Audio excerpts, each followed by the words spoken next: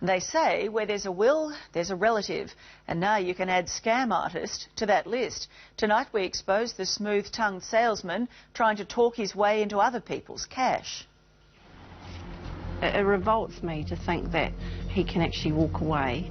What makes you think that Australian people would like to buy wills for $1,500? It's rubbish, absolute rubbish. Meet Gerald Malcolm Barton, alias Gary Lewis, a wolf in sheep's clothing. Gary Lewis, how are you? I'm good, thank you. You're right, Gary Lewis, is that your name today? It's not, is it? You're Gerald Barton from the UK, been busted in the UK for doing dodgy wills. Is that right? The debonair-looking English con man is hunting his next victim.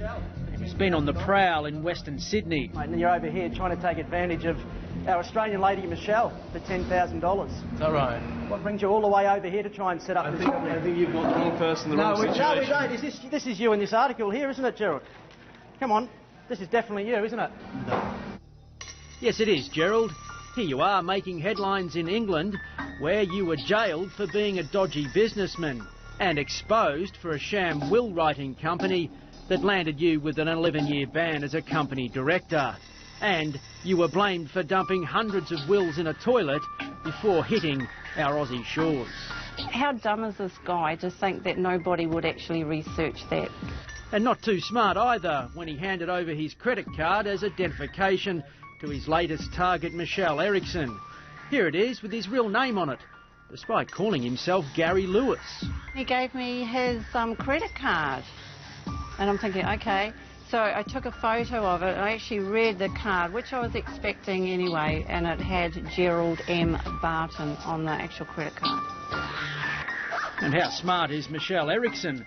She's responsible for blowing the Australian side of his scam wide open after she answered an ad on website Gumtree from the company Australian Legal Consultancy. He said that he's been involved with similar businesses over in Europe, and that it's only just starting to become new here.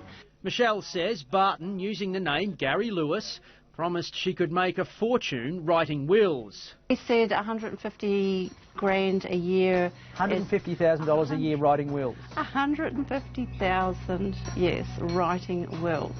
Yes, right up there on an executive-style salary just for writing wills. So I asked him, I said, well, how did you come up with that figure? And he said, well, every will that you write out, you get 33%. The will itself is going to cost the client $1,500. And not only that, Barton wanted Michelle to fork over an astonishing $10,000 just to buy in. He is so smooth in his, he can walk the walk, talk the talk, and he's just, I can see how people can be sucked in by that. You lost for words. You weren't lost for words with Michelle over the last week or so, when you tried to get $10,000 out of her and promise her that she could make $150,000 writing wills, which, by the way, Gerard, I went to the post office on the way here, $32. Without any doubt, it's an absolute fraud, and it's rubbish, absolute rubbish. Lawyer Sam Macedoni says Michelle was right to smell a scam.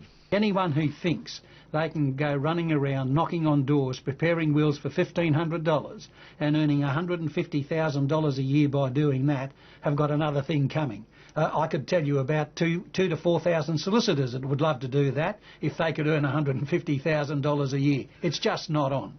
And Sam adds, for just $150, your local lawyer will do the job. For that, you get an expert will put together, one that is more than likely to withstand any challenge. Now, you can do it yourself and buy one online or from the post office for $32, but Sam warns it could come back to bite you. Look, if you're lucky, you'll jag it and you'll get a will that will work if you don't really have a lot in your estate.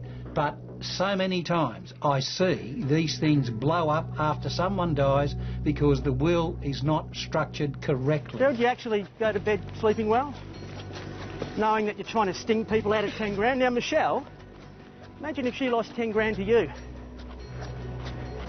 How long would it take an innocent western suburb Sydney woman to make that money back? How foolish would she feel because of you?